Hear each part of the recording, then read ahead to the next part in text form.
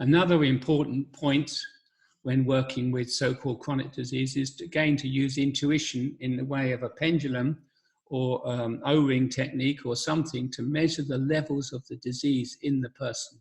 If you want to grade, you can't take the physical measurements of the medical profession are only physical measurements of consequences. They're not the real thing.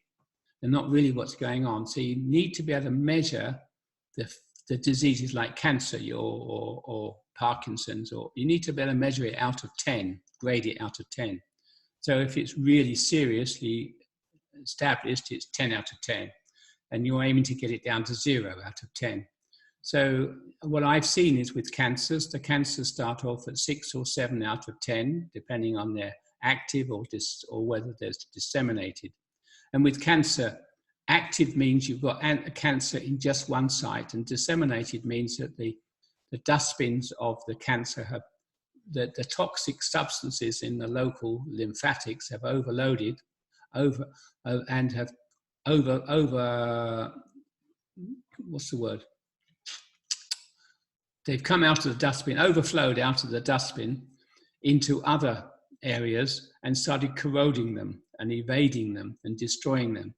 So that's when it's disseminated. So the stages of cancer is to take it back from disseminated to active in one location to reducing that down and transforming the life into living the purpose of life.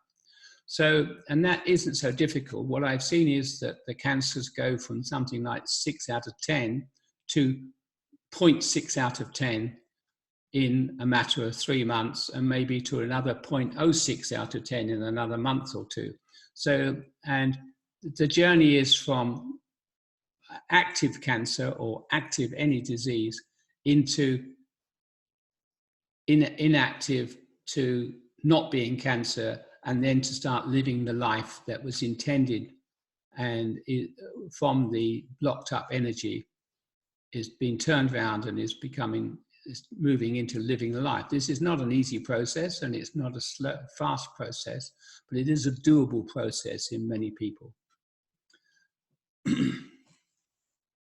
So, and if I was to summarize my results with cancer, I only had a few patients, which I recruited early in the turn of the year, in 2018-19, and I was open to all comers who would be willing to work with me, and a couple of people who were, and it was difficult to sort of turn people away, and it was difficult to know if you were justified to take them on. Some people would be clinging, well, they're on their last legs and they're clinging to any straw to stay alive.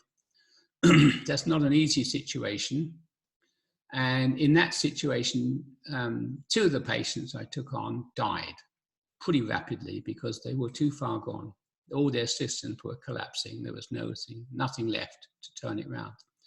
And then 2 or 3 people didn't really engage. They weren't that keen to take responsibility, or they thought that what they were doing was all right already, and they engaged, but they didn't fully engage, so they dropped away. But those people who stayed with me, as far as I have, all of them have improved quite remarkably. And while it's still, with cancer, you need a year or 2, I've seen processes of cure, repeated processes of cure happening, signs of cure in different stages as I've dealt with the different issues. And there's usually at least 2 issues in each patient, which are very obvious and which haven't been dealt with by the previous treatments that they've had. Simple psychological issues, simple infectious disease issues, or toxic issues, operations issues. So the results are that with people who engage in the process and are doing all the normal things to improve their lifestyle, and are aware and are taking as much responsibility as they can, the results are pretty good as far as I can see. Yes, so that's just what I wanted to say about cancer.